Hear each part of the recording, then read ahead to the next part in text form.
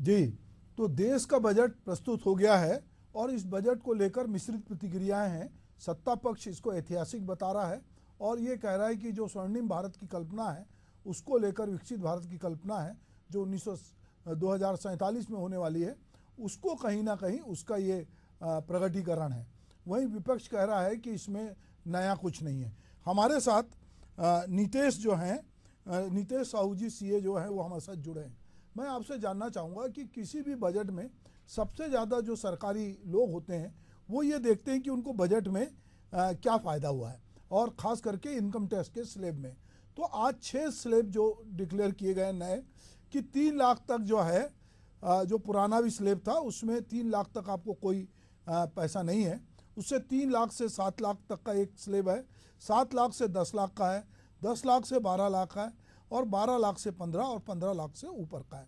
अब ये कह रहे हैं कि 3 लाख तक आपको कोई पैसा नहीं लगेगा, और 3 से 7 लाख तक आपको 5% इनकम टैक्स लगेगा, 7 लाख से 10 लाख में आपको 10% इनकम टैक्स लगेगा, और 10 से 12 लाख में 15% लगेगा, और 12 से 15 लाख में 20%, और 15 लाख से ज़्यादा में 30%। तो मैं नीतीश जी आपसे ये जानना चाहता हूँ कि ये जो न्यू टैक्स रिजीम आया है तो इसमें क्या लोगों को कितनी राहत मिल रही है, और किस तरह से लोग इसको कह रहे हैं कि ये फायदेमंद है या ये ऊँट के मुंह में जीरा है। सर देखिए, इनकम टैक्स का मेन मुद्दा है ज्यादा से ज्यादा लोगों को इनकम टैक्स में जोड़ना। इनकम टैक्स में तभी आदमी जुड़ेगा जब उसको टैक्स रिलीफ मिला जाएगा। आज से आप पुराना उठाकर देख लीजिए तो पहले 2.5 लाख रुपए था, अभी आपने उठा के इसको 3 लाख रुपए कर दिया है। 3 लाख रुपए इज नॉट अ, मतलब उसको आप टैक्स फ्री तक नहीं कह सकते हो। उसको आपको कम से कम 5 लाख तक लेके जाना चाहिए, और 10 लाख रुपए तक आपको टैक्स 5% कर देना चाहिए। इसमें क्या होगा कि ज्यादा से ज्यादा लोग आपके साथ इनकम टैक्स में जुड़ेंगे। व्हाइट कैपिटल का इंफ्यूजन मार्केट में होगा। जब व्हाइट कैपिटल मार्केट में आएगी तो जाहिर सी बात है लोग ज्यादा खर्च करेंगे, ज्यादा अपना व्यय बढ़ाएंगे, लोगों की इनकम बढ़ेगी दूसरे लोगों की। तो ये इस तरफ सरकार को काम करना चाहिए, ना कि टैक्स रेट्स को बढ़ाकर और उसको कॉम्प्लिकेट कर कर। जी तो मेरा मानना यही है कि ना टैक्स को और ज्यादा सिंप्लीफाई करना चाहिए, और इसका जो टैक्स फ्री का सेक्शन है इसको थोड़ा सा और बढ़ा के, और जो कम दरें हैं उसको और बढ़ा देना चाहिए। जैसे 5% को 5 से 10 लाख रुपए तक कर देना चाहिए। इससे हमें इनकम टैक्स में काफी बेनिफिट मिलेगा। मैं आप कह रहे हैं कि टैक्स के दायरे में यदि ज़्यादा लोगों को लाते या वो टैक्स में आते तो उसका एक बड़ा फ़ायदा होता, और लोग धीरे धीरे, हमारे देश में बहुत लोग जो नौकरी पेशा है वो तो अपने इनकम को नहीं छिपा पाते क्योंकि उनको ऑन रिकॉर्ड पैसे मिलते हैं, पर बहुत सारे लोग हैं जिनको जो 3 लाख से 5 लाख से ज़्यादा पैसे कमाते हैं पर वो कहीं टैक्स के दायरे में उस तरह से टैक्स नहीं पटाते हैं, और जो टैक्स पटाने वाले लोग हैं उनको बढ़ना चाहिए, ये आपका कहना था। Exactly exactly. जी जी। तो मतलब ये अगर दायरा जो है 3 लाख जो जीरो रखा है, अगर इसको 5 लाख तक या 6 लाख तक लाते तो इससे कुछ फायदा होता। सर 5 लाख तक लाने से ये फायदा होता है कि जो आदमी सोचता है, जैसे हम लोग प्रैक्टिकली देखते हैं, आदमी सोचता है कि यार हम 10-15 हजार पे टैक्स भर के हाँ कुछ इनकम रिटर्न फाइल कर लें, लेकिन हाँ उनके पास वो ऑप्शन ही नहीं है। अगर उसको टैक्स भरना है, उसकी स्टार्टिंग ही सीधे 25 हजार रुपए से होगी, कि उसको पहले टैक्स ही 25 हजार भरना है, जैसे उसकी 1 रुपए भी इनकम ऊपर जाती है। हाँ हाँ।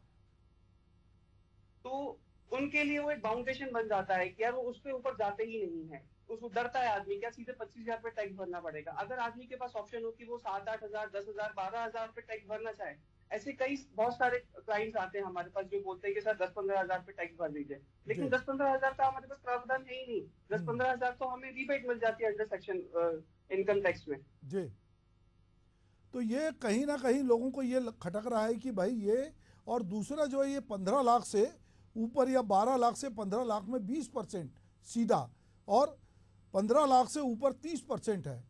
तो ये अभी हम देखते हैं कि महंगाई बहुत बड़ी है, और लोगों की सैलरी जो है, अगर एक सरकारी अधिकारी है, क्लास 2 अफसर है, तो उसको भी कम से कम 1 लाख रुपए सैलरी के आसपास मिलता है, या उससे कम। कुछ लोगों को जो नए होते हैं 60-70 हज़ार रुपये सैलरी मिलती है। अब उनका बड़ा पैसा जो है इनकम टैक्स में जाएगा। एग्जैक्टली उनका बड़ा पैसा इनकम टैक्स में जाएगा, लेकिन हमारा मुद्दा वो नहीं है बड़े सैलरी के बड़े लोगों को लेके आना इनकम टैक्स में। हमारा मुद्दा है छोटे लोगों को भी इनकम टैक्स में, जी हम छोटे लोगों को भी इनकम टैक्स में जोड़ें, जी जिससे क्या हो, इनकम टैक्स में आय का साधन बढ़े। जी जी। हमारे साथ जो है सुनीता दवे जी जुड़ी हुई हैं।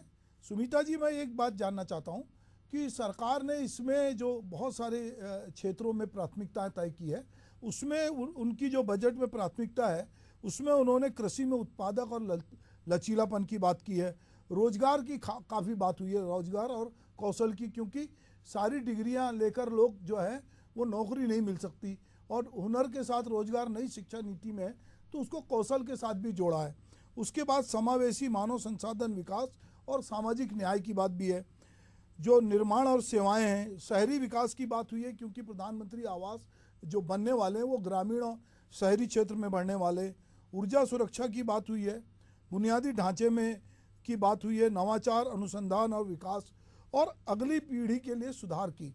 ये जो प्राथमिकताएं अगर अलग अलग देखते हैं हम बजट में, तो बहुत सारी प्राथमिकताएं आज काफ़ी तरीके से बताई गई है।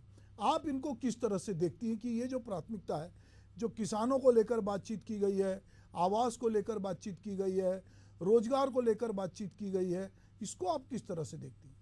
देखिए, ये जो पूरा बजट है, जो मेरे हिसाब से ये बिल्कुल एक बहुत बैलेंस्ड बजट है, ग्रोथ बजट है, और सबसे बड़ी बात, जो गवर्नमेंट का जो फोकस है ऑन इक्विटी, वो बहुत क्लियरली साफ इस बजट से दिख रहा है। गवर्नमेंट की नई शिक्षा नीति लागू हो चुकी है, जिसमें पहला बैच अभी निकलने वाला है। पूरी जो नई शिक्षा नीति है वो स्किल डेवलपमेंट बेस्ड है, लेकिन अगर एक शिक्षा नीति स्किल डेवलप बेस्ड है तो बहुत जरूरी है कि जॉब अपॉर्चुनिटीज यूथ को मिले, और अगर ये नहीं मिलते हैं तो ये शिक्षा नीति का एक फेलियर होगा। तो अगर हमारे पास एक नया लॉट आ रहा है यूथ का जो स्किल्ड है, और गवर्नमेंट की पॉलिसी के तहत, क्योंकि गवर्नमेंट ने बहुत क्लियरली ये मेंशन कर दिया है कि इंटर्नशिप अपॉर्चुनिटीज मिलेंगी, जो कंपनीज हैं उनके CSR फंड्स के थ्रू उनको मतलब सीखने का मौका। पहले क्या होता था, बच्चों को सीखने का मौका तक नहीं मिलता था, रोजगार की अपॉर्चुनिटी तो बाद में आती है। तो इंटर्नशिप से डेफिनेटली वो स्किल्स और इनहेंस होंगे और उनकी एम्प्लॉयबिलिटी ज्यादा बेटर होगी। तो डेफिनेटली बजट में जो एलोकेशन, जो 1.48 लाख करोड़ का जो एलोकेशन गवर्नमेंट ने किया है on education, empowerment and skilling, ये एक बहुत पॉजिटिव मूव है गवर्नमेंट का टुवर्ड्स क्रिएटिंग अ यूथ जो एम्प्लॉयबल है, जो इक्विप्ड है नेसेसरी स्किल सेट पर। और जो एक दूसरा एस्पेक्ट इस बजट में है is the focus on innovation and research. Innovation, research and development, इसको भी बहुत प्राथमिकता दी गई है, चाहे वो कृषि के क्षेत्र में हो, चाहे वो इंडस्ट्री के क्षेत्र में हो। जहां इंडस्ट्रियल ग्रोथ और एग्रीकल्चरल ग्रोथ होगा, जो टेक्नोलॉजी ड्रिवन होगा, तो हमारे जो यूथ की जो एम्प्लॉयबिलिटी है ऑटोमेटिकली बढ़ेगी। तो ये बहुत well designed, well thought of budget है, और आई एम श्योर कि इमीडिएट बेनिफिट तो नहीं आएगा, लेकिन ग्रेजुअली डेफिनेटली ये बेनिफिशियल होगा इकोनॉमी को। जी सुनीता जी, मैं एक चीज जानना चाहूंगा कि गवर्नमेंट ने एक बात EPF को लेकर बड़ी महत्वपूर्ण बात कही है कि पहली नौकरी वालों के लिए 1 लाख से कम सैलरी होने पर EPF में पहली बार रजिस्टर करने वालों को 15,000 रुपए की मदद 3 किस्तों में सरकार देगी। जिन्हें सरकारी योजनाओं के तहत कोई फायदा नहीं मिल रहा, उन्हें देश भर के संस्थानों में एडमिशन के लिए लोन मिलेगा। लोन का 3% तक सरकार देगी। इसके लिए ई-वाउचर लाए जाएंगे जो हर साल 1 लाख स्टूडेंट को मिलेंगे। किसान, युवा, महिला और गरीब के लिए विकास की अलग अलग योजनाओं के जरिए बेनिफिट स्कीम लाई जाएगी। प्रधानमंत्री के पैकेज के हिस्से के रूप में योजनाओं के माध्यम से रोजगार से जुड़े कौशल की घोषणा, जिसमें उन्होंने कहा है कि कौशल को बढ़ावा देने के लिए 2 लाख करोड़ रुपए का आवंटन जो है 5 स्कीम का ऐलान किया। शिक्षा, रोजगार, कौशल विकास के लिए 1.48 करोड़ रुपए का प्रावधान किया। जैसा आप बता रही थी कि सरकार इंटर्नशिप के लिए 500 टॉप कंपनियों में से 5 करोड़ युवाओं को इंटर्नशिप देने का प्रावधान करेगी, और उन्होंने कुछ बिहार, झारखंड, पश्चिम बंगाल, उड़ीसा, आंध्र प्रदेश के लिए इंफ्रास्ट्रक्चर डेवलपमेंट के लिए भी बात की है। मैं एक जानना चाहता हूँ कि अभी बहुत सारे जो संस्थान हैं वहाँ ईपीएफ जो है, कर्मचारी जो काम करते हैं ना तो उनका ईपीएफ कटता है ना उनको किसी प्रकार का बेनिफिट मिलता है। तो क्या अब इससे लगेगा कि जिनके यहाँ लोग रोजगार कर रहे हैं तो सरकार इस पर भी नज़र रखेगी, क्योंकि सरकार अब कह रही है कि आप जो है 15,000 रुपये की मदद दे रही 3 किस्तों में। तो क्या आपको लगता है कि इससे कर्मचारियों के बीच में एक सुरक्षा की भावना आएगी, और जो एम्प्लॉयर है क्योंकि उसको भी पैसा मिल रहा है और एम्प्लॉय को मिल रहा है, तो इससे क्या लगता है कि धीरे धीरे जो योजना है जिसमें लोग जितने लोग काम करते हैं, श्रम विभाग की तमाम निगरानी के बावजूद ईपीएफ कई जगह नहीं कटता है, तो इससे क्या निश्चित रूप से इस तरह करने से संस्थानों पे भी दबाव बढ़ेगा? है कि जो हम एम्प्लॉयबिलिटी इंक्रीजिंग की बात कर रहे हैं वो बेबी स्टेप्स में बढ़ेगा। हम ये ना एक्सपेक्ट करें कि एक ओवरनाइट सी चेंज आ जाएगा। जी। जहाँ पर अनएम्प्लॉयबिलिटी है, दो चीजें होती हैं, एक होता है एम्प्लॉयमेंट की गारंटी और दूसरी होती है जॉब सिक्योरिटी। जब आप ईपीएफ की बात करते हैं तो हम जॉब सिक्योरिटी की बात करते हैं। जी। अभी जो ये इनिशिएटिव गवर्नमेंट ले रही है वो एम्प्लॉयबिलिटी की बात कर रही है, एम्प्लॉयमेंट अपॉर्चुनिटीज को बढ़ाने की बात कर रही है। एक बार जब वो इंक्रीज होगा तो ऑटोमेटिकली जॉब सिक्योरिटी की बात आती है। और जब हम एक ऐसे एनवायरमेंट में अब काम कर रहे हैं कि हम ये ना सोचे कि गवर्नमेंट जॉब्स अकेले ही जॉब्स होते हैं। जो इंडस्ट्रियल सेक्टर है वो बहुत वास्ट है, बहुत बढ़ रहा है, बहुत डायनामिक है, और गवर्नमेंट की और सारी जितनी स्कीम्स हैं, यहाँ तक कि जो फॉरेन कैपिटल को इनकरेज कर रही है इंडिया में इन्वेस्ट करने के लिए, जो गवर्नमेंट प्रिवेंट कर रही है एक्सपोर्ट्स, इंपोर्ट रिडक्शन हो रही है, ये सारी चीजें कुल मिला के इंडियन इकोनॉमी, इंडियन मैन्युफैक्चरिंग को एक बूस्ट मिलेगा। जी। तो एम्प्लॉयमेंट ऑटोमेटिकली ये सारा एक चेन रिएक्शन है जिसमें एम्प्लॉयमेंट अपॉर्चुनिटीज बढ़ेगी। और जहां पर हमारी डिमांड फॉर द यूथ बढ़ेगा तो वो अपने आप से, जहां तक ईपीएफ की बात है, ये तो एक गवर्नमेंट पॉलिसी की बात होती है जिसमें एम्प्लॉयर और एम्प्लॉई दोनों का कंट्रीब्यूशन रहता है। जी जी। मैं एक चीज़ और आपसे जानना चाहता हूं कि ये महिलाओं और लड़कियों को लाभ पहुंचाने के लिए 3 लाख करोड़ का प्रावधान किया गया है। ये किस तरह से ये लाभ पहुंचेगा? ये तो खैर रजिस्ट्री में पहले भी अगर महिलाओं के नाम से रजिस्ट्री होती थी तो उसमें थोड़ी छूट मिलती थी, पर ये महिलाओं को लिए जो प्रावधान किया गया किस तरह का, इसको थोड़ा डिटेलिंग में बताएंगे आप? देखिए, जैसे जब हम एम्प्लॉयमेंट विमेन डेवलपमेंट की बात कर रहे हैं तो विमेन डेवलपमेंट की बात अकेले सिर्फ कंसेशन से नहीं होता है। विमेन डेवलपमेंट के लिए इक्वल अपॉर्चुनिटी फॉर विमेन की भी होना चाहिए। जो मुझे लग रहा है इस बजट के थ्रू उनको अपॉर्चुनिटीज मिल रही हैं हर क्षेत्र में, चाहे वो वर्क के क्षेत्र में हो, चाहे वो हेल्थ के क्षेत्र में हो, चाहे वो एक्सेस टू रिसोर्सेज की बात कर रहे हैं, सभी जगह विमेन को इक्वल अपॉर्चुनिटीज मिल रही है, तभी वो विमेन डेवलपमेंट की बात हो सकती है। जी जी। चलिए, हमारे साथ में भाजपा के प्रवक्ता वासु शर्मा जी हैं। वासु जी, चूंकि बजट को लेकर मिश्रित प्रतिक्रिया, पर ज़्यादातर लोग इससे खुश हैं, आप इस बजट में ऐसी क्या चीज़ देखते हैं जो आपको लगता है कि आपकी पार्टी ने जो मोदी की गारंटी है या विकसित भारत का संकल्प है उसको ये पूरा करने की दिशा में एक महत्वपूर्ण कदम है? देखिए सुभाष जी, मेरे से पहले वक्ता ने जो कहा बिल्कुल सही है। ये बजट दूरगामी सोच का बजट है। अब जो भी सरकारें बजट तैयार करती है वो तुरंत ही आगे देश कैसा चले, आगे के देश में रोजगार, विकास, बेसिक इंफ्रास्ट्रक्चर पे जोर देने की बात, जहां तक सारे तथ्यों को हमारी पहले ही प्रवक्ता ने रखा मौत मैं आपने बहुत अच्छा मुद्दा उठाया ईपीएफओ का। ईपीएफओ के आंकड़े सुभाष जी देखेंगे, मैं डेटा वाइज देख रहा था 2018-19 में ये इसमें 1.12 लाख लोग रजिस्टर्ड थे, यानी 2018 की बात कर रहा हूं मैं। लेकिन आज जब 2024 में आंकड़ा हो जाता है 1.38 करोड़, यानी इतने लोग आज ईपीएफओ रजिस्टर्ड है। लेकिन सरकार ने जब ये बात कही कि आप जब 1 लाख रुपए कम 1 लाख रुपए की करेंगे तो 15,000 रुपए सरकार आपको देगी, तो आप लोग इसमें आगे आएंगे, इसमें जुड़ेंगे और इससे अच्छा ही होगा। दूसरी बात, बजट की मैं 10 बातें आपको बता देता हूँ जो बहुत ही सभी को देखनी चाहिए और सबको जाननी भी चाहिए। सबसे पहले इस बजट में क्या सस्ता हुआ? कैंसर दवा, सोना चांदी, platinum, mobile phone, mobile charger, बिजली के तार, एक्सरे मशीन, सोलर सेट, ऐसे बहुत सारे चीजें जो 15% की ड्यूटी घटा दी गई है। सोना चांदी के गहनों में कस्टम ड्यूटी घटाकर 6% कर दी गई है। नई टैक्स रिजिम में ये सबसे पुरानी टैक्स और नई टैक्स रिजिम की बात आती है तो 7.5 लाख रुपए तक में कोई भी टैक्स नहीं लगेगा। कोई नए टैक्स रिजिम को चुनता है जिससे 75,000 रुपए का, उनको पहले 50,000 रुपए का फायदा होता था, 75,000 रुपए का फायदा होगा। एजुकेशन जिन्हें सरकारी योजना के तहत कोई फायदा नहीं मिल रहा था, उन्हें देश भर के संतानों को एडमिशन के लिए लोन मिलेगा। लोन का 30% तक पैसा सरकार देगी। सुभाष जी, ये भी बहुत बड़ी बात है। और किसानों की 6 करोड़ किसानों की जानकारी लैंड रजिस्ट्री पर लाई जाएगी। 5 राज्यों में नए किसान क्रेडिट कार्ड जारी किए जाएंगे। मुद्रा लोन को 10 लाख से बढ़ाकर 20 लाख कर दिया गया है। महिलाओं लड़कियों के लिए लड़कियों के लिए लाभ पहुंचाने वाली योजना के लिए 3 लाख करोड़ रुपए का प्रावधान किया गया है। और सोलर सूर्य मुफ्त बिजली योजना के तहत 1 करोड़ घरों को 300 यूनिट तक हर महीना फ्री बिजली देने की भी घोषणा इस पर की गई है। और पता, एमएसएमई की बात हम कहते हैं, एमएसएमई सेक्टर को दबाव के कारण बैंक आसानी से मिलते रहे, इसके लिए एक नई व्यवस्था की घोषणा की गई है। मुद्रा लोन की सीमा, जैसे हमने पहले बताया, खरीदारों को ट्रेडर्स प्लेटफॉर्म पर अनिवार्य रूप से शामिल करने के लिए कारोबारों को सीमा को 500 करोड़ से बढ़ाकर 250 करोड़ किया जाएगा। एमएसई क्षेत्र में 50 मल्टी प्रोडक्ट फूड डेडिकेशन इकाइयां स्थापित करने के लिए वित्तीय सहायता दी जाएगी।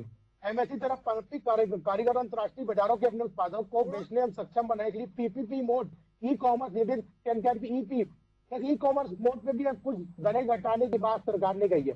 तो मोटी तौर पे देखेंगे सुभाष जी, तो सारे वर्गों का ध्यान रखा गया है। और ये बजट दूरगामी भारत कैसा होगा, 2047 का विकसित भारत कैसा होगा, उसका छाप इस पे दिखती है।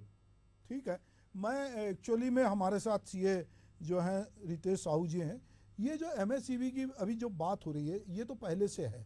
क्या वाकई में जो एमएसएमई है उससे वाकई में हमारे देश के जो युवा उद्यमी हैं या जो स्टार्टअप करना चाहते हैं उनको कितनी मदद मिली और क्या उन्होंने रोजगार का सृजन किया? एक ये जो कह रहे हैं, अभी सरकार कह रही कि हम 10 लाख से बढ़ाकर मुद्रा लोन जो है 20 लाख करेंगे, तो वो कह रहे हैं कि हम 3 साल में बहुत सारी नई जो है ब्रांच खोलेंगे और 24 इसी साल खोलेगी। जो ये बात कह रहे हैं कि 50 मल्टी प्रोडक्ट यूनिट सेटअप में मदद करेंगे। तो ये जो बहुत सारी बातें कह रहे हैं कि 5 करोड़ युवाओं को इंटर्नशिप देने की बात हो रही है। दूसरी बात हो रही है कि प्राइवेट सेक्टर के हर एरिया में सरकार स्कीम के जरिए मदद करेगी। नेशनल कंपनी लॉ ट्रिब्यूनल के जरिए 3.3 लाख करोड़ कंपनी को दिए जाएंगे। विवादों के निपटारे के लिए अतिरिक्त ट्रिब्यूनल बनाए जाएंगे। तो ये 2 चीज़ें मैं जानना चाहता हूँ रितेश जी, कि ये जो नए लोग रोजगार के लिए आ रहे थे और जो एमएसईबी में अपना रजिस्ट्रेशन करा रहे थे, जिनको 10 लाख तक मिल रहे थे, पर मैं जब लोगों से बात करता था तो मुझे लगता था कि बहुत आसान तो नहीं है जो लोग करते हैं रजिस्ट्रेशन और उनको रोजगार के लिए भटकना पड़ता, उनके पास अनुभव नहीं होता। तो ये, और दूसरा ये ट्रिब्यूनल की बात हो रही है, तो किस तरह से ये मदद मिलेगी और इसकी प्रक्रिया क्या होगी? क्योंकि देखिए, बजट में जो कुछ बात होती है, सरकारी योजनाओं में, दस्तावेज में तो जो चीज़ें होती है वो बहुत बढ़िया लिखी होती है, पर जब उसको कार्य रूप में परिणित करने जाते हैं तो वो उस तरह से नहीं होती। क्योंकि आप सीए और आप पास भी बहुत तरह के लोग आते होंगे, क्या अनुभव है आपका? एग्जैक्टली सर, कि जैसे आपने बताया कि ना एमएसएमई में लोगों को बेनिफिट तो मिला है। जैसे कि अभी एक स्कीम आई थी कि 45 डेज के अंदर आपको है ना एमएसएमई में जो भी स्मॉल और माइक्रो स्केल इंडस्ट्रीज में लेवल कंपनी रजिस्टर्ड है, उनका 45 डेज के अंदर आपको पेमेंट करना है, जिससे एक मार्केट में एक भय बन गया था कि भाई ये पेमेंट सबकी क्लियर करो, नहीं तो इनकम टैक्स में उनको छूट नहीं मिलेगी, मतलब इनकम टैक्स में वो खर्चा उनका बुक नहीं होगा जी। तो एक ये स्टेप से ना काफी मार्केट में हलचल मची थी। उसके अलावा जो एक 10 लाख का लोन को बढ़ाकर उन्होंने 20 लाख का कर दिया है, इससे जो छोटे व्यापारी हैं जिनको आगे एक्सपेंशन के लिए और लोन की जरूरत है और फंड्स की जरूरत है, उनको वहां पे हेल्प मिलेगी। ये एक अच्छा स्टेप लिया है जो मुद्रा लोन के अंडर में उन्होंने 10 लाख को 20 लाख के लोन तक लेकर आए हैं। तो इससे निश्चित रूप से आपको लग रहा है कि इससे जो है लोगों को फायदा होगा और ये 20 लाख होने से उनकी चीजों में इजाफा होगा। अभी क्या स्थिति देखते हैं आप? अभी चूंकि बजट तो सरकार, देखिए 2014 से यही सरकार है और ये कह रहे हैं कि हमने 10 साल में बहुत सारा किया है, तो अब ये तीसरी टर्म में आए हैं, तो तीसरी टर्म में और पिछले 2 टर्म में जो भी आपने देखा वो ग्राउंड जीरो पे क्या रियलिटी रही? सर देखिए, जीएसटी आने से नो डाउट कि काम बहुत सिंप्लीफाई हुआ है। इनका एक बहुत बड़ा और एक बहुत अच्छा डिसीजन था जो ये जीएसटी को इम्प्लीमेंट करा इन्होंने, और चीजें बहुत ही स्ट्रीमलाइन, स्मूथ और मतलब ऑनलाइन हो गई हैं चीजें। एक जो पहले एक अधिकारी जो होते थे इनकम टैक्स या टैक्स डिपार्टमेंट के, वेट टैक्स डिपार्टमेंट के अधिकारी होते थे, उनका एक आधिकारिक रूल चलता था मार्केट में, वो एक तरीके से खत्म हो गया जीएसटी आने के बाद। उनके हाथ से पावर छिन गई है क्योंकि ये अब पूरा ऑनलाइन हो गया है। अब आधिकारिक का उतना इन्वॉल्वमेंट नहीं रहता है जितना पहले रहता था जी। तो जीएसटी आने से एक तरीके से एक जो अफसर राज था वो खत्म हुआ है। अच्छा, ऐसा लगता है आपको? हाँ जी। नहीं, व्यापारी लोग तो कई बार परेशान रहते हैं कि कई जीएसटी वाले कभी भी धमकते हैं और उनको लगता है कि थोड़ा दिक्कत होती है और कुछ चीज़ें कठिन भी लगती है लोगों को। हाँ सर, एक्चुअली उनकी समझ कहा जाए कि उनको समझ में नहीं आती चीजें। अगर उनको टैक्स उसको सिंप्लीफाई करके समझाया जाए तो वो समझ जाते हैं, they do work according to that. तो मेरे ख्याल से उनको प्रॉब्लम नहीं आती जब वो चीजें समझने की कोशिश करते हैं या समझते हैं चीजें। तो जी जी। सुमिता जी, एक आंकड़ा मेरे पास है कि मोदी सरकार के दौरान 111 लाख करोड़ रुपए का कर्ज जो है वो हुआ है। ये एक कुछ आंकड़ा मैं भी कलेक्ट कर रहा था कि 2004 में 17 लाख करोड़ रुपए का था, फिर 2009 में जो है वो 37 लाख करोड़ का था, फिर 2013 में 50 लाख करोड़ का था, फिर 2014 में 55 लाख करोड़ का हुआ, 2019 तक आते आते 90 लाख करोड़ का हो गया और सितंबर 2023 तक ये अनुमान है कि ये 161 लाख करोड़ रुपए का कर्जा है। तो ये कर्जा किस तरह से बढ़ता जाता है और इससे इकोनॉमी से या बजट से क्या लेना देना? देखिए, जितना भी कोई भी गवर्नमेंट अगर लोन बोरोइंग्स करती है तो वो तो एक लाइबिलिटी गवर्नमेंट के लिए होती ही है जी। और जनरली ये जो लोन्स लेते हैं ये डेवलपमेंट पर्पसेस के लिए ही होते हैं जी। लेकिन जरूरी है और इसका रिफ्लेक्शन हमारे फिस्कल डिफिसिट में भी आता है जी। लेकिन अगर आप देखेंगे इसके बावजूद कि अगर गवर्नमेंट लोन ले भी रहा है तो भी फिस्कल डेफिसिट बहुत कंफर्टेबल पोजीशन में है जी। कोई इतना प्रॉब्लमेटिक नहीं आ रहा है। अभी आप देखेंगे तो फिस्कल डेफिसिट 4.9% ऑफ जीडीपी के आसपास पेग किया गया है एक्सपेक्टेड। तो जो हम लोन जरूर ले रहे हैं लेकिन जो इसका रिफ्लेक्शन मतलब हमारी कॉरेस्पॉन्डिंगली हमारी अर्निंग्स हो रही हैं, हमारी रेवेन्यू भी आ रहा है जिसके कारण हमारा फिस्कल डेफिसिट स्टेबल है। जी। तो लोन लेना गवर्नमेंट के लिए कोई बुरी बात इसलिए नहीं है क्योंकि गवर्नमेंट डेवलपमेंट पर्पसेस के लिए ले रही है। अगर लोन ले रही है और उसका यूटिलाइजेशन नहीं हो रहा, कैपिटल जनरेट नहीं हो रहा है तो तब एक चिंता वाली बात है। जी जी। वासु जी, अभी मैं विपक्ष के कुछ स्टेटमेंट अभी सुन रहा था। विपक्ष का कहना है कि जिन राज्यों में चुनाव है या जिनके सहयोग से मोदी सरकार जो है 240 के बाद टिकी हुई है, उन राज्यों में खास करके बिहार में और आंध्रा में आपने बड़े बड़े आज पैकेज डायरेक्ट इनडायरेक्ट डिक्लेयर किए हैं, बहुत सारी चीज़ें देने की कोशिश की है। तो उनका कहना है कि एक प्रकार से ये अपने गठबंधन को, जैसा कि गठबंधन का दबाव था कि आप हमारे राज्य में कुछ विशेष पैकेज दें, तो इस बजट के जरिए उन राज्यों में कुछ ज़्यादा ही तवज्जो दी गई है। इसको किस तरह से देखते हैं आप?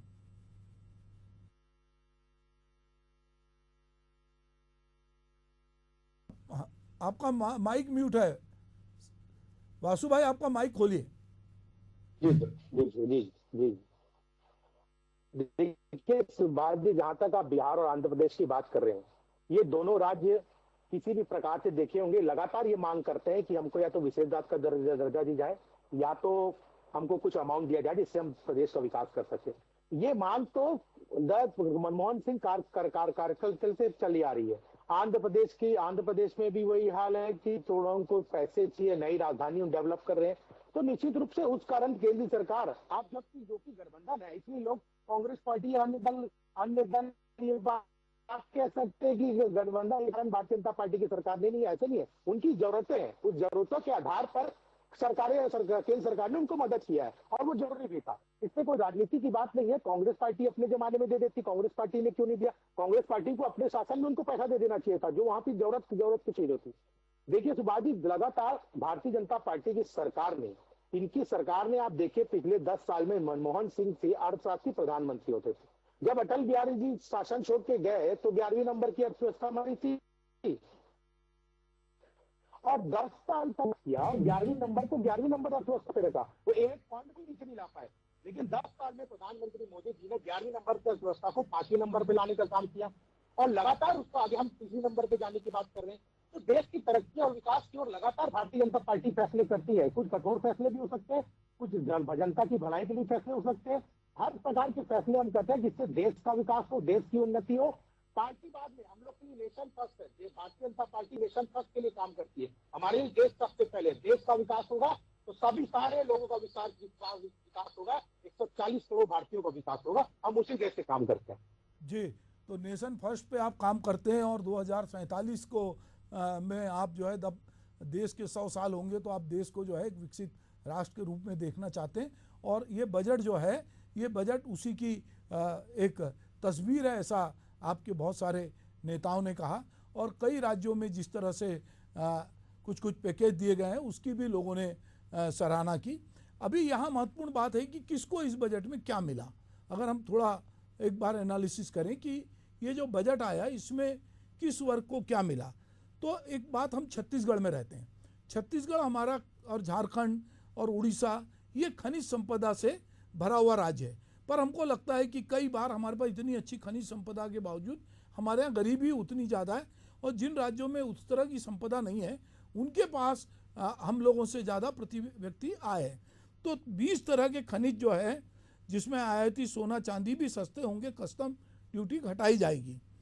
तो ये इसका क्या असर रितेश जी हमारे राज्य में, अगर हम खनिज संपदा से संपन्न राज्य हैं या पड़ोसी हैं, तो क्या असर पड़ेगा इसका?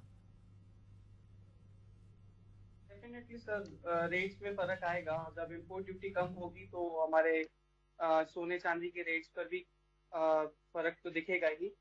इससे ऑब्वियसली बात है कि एक जो परचेजिंग कैपेसिटी है लोगों की वो ज़्यादा बढ़ेगी।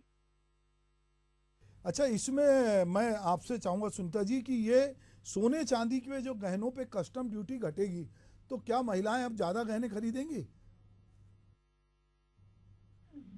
देखिए, जब हम सोना चांदी की बात करते हैं तो डेफिनेटली ये एक ऐसा एरिया है जहाँ पे महिलाएं बहुत अट्रैक्ट होती ही हैं। लेकिन हम एक चीज ये भी ध्यान दें कि ये एक इन्वेस्टमेंट एवेन्यू भी है। जी जी। तो जो खरीदारी है डेफिनेटली उस पर पॉजिटिव इम्पैक्ट पड़ेगा और शायद बुलियन में इन्वेस्टमेंट भी बढ़ेगा। जी जी। मैं साहू जी आपसे एक चीज़ जानना चाहूँगा। चिदम्बरम ने भी आज एक चीज़ की तारीफ की है। उन्होंने कहा है कि स्टार्टअप पे लगने वाला एंजल टैक्स ख़त्म किया जा रहा है, जो उसको लेकर चिदम्बरम ने कहा है कि ये बहुत, हम भी, कांग्रेस भी इसकी मांग कर रही थी। तो ये किस तरह का टैक्स था एंजल टैक्स जिसको ख़त्म किया गया है? Sir, angel tax basically capital gain पे लगने वाला टैक्स था जो कि शेयर मार्केट में लगता था। इस चीज़ को ख़त्म कर दिया गया है। क्या क्या लाभ होगा, जरा एक संक्षेप में हम अपने दर्शकों को, यदि मैं आप तीनों से अभी इस चीज़ को समअप करना चाहूँगा। अगर हम इस पूरे बजट की बात करें तो हम अगर अपने दर्शकों से कहना चाहते हैं कि भाई ये बजट जो है आम आदमी के लिए, आम दर्शक के लिए किस तरह की सौगात लाया है या किस तरह के उसके सपनों को पंख लगा रहा है, या कुछ नहीं जैसे बाकी बजट आते हैं वैसे ही ये बजट है, तो मैं एक एक करके अपने तीनों पैनलिस्ट से चाहूँगा। तो पहले रितेश जी आपसे मैं चाहूँगा कि आप इस बजट को किस तरह देखते हैं? सर, एक नॉर्मल बजट था ये। इसमें कुछ ऐसा कुछ बड़ा वो करा नहीं गया है। इनकम टैक्स से रिलेटेड अगर मैं बात करूं, इनकम टैक्स और जीएसटी के रिलेशन में सच कुछ बड़ा बदलाव मुझे नहीं दिखा है, सिवाय ये सैलरी रिडक्शन के, जो कि 50,000 था पहले और अब 75,000 कर दिया गया है। और फैमिली पेंशन को उन्होंने 15,000 जो पहले था उसको 25,000 की रिडक्शन दे दिए गए हैं। और उसके अलावा तो और कोई बड़ा मुझे नहीं दिखा गया इसमें। जी जी, ठीक है। सुनीता जी, आप भी संक्षेप में अपनी बात कहें। ये बजट डेफिनेटली लोगों के बेनिफिट में है। ज्यादा पैसा इंडिविजुअल के हाथ में आएगा एक्सपेंडिचर के लिए। यूथ के डेवलपमेंट के लिए बहुत प्रोविजंस हैं।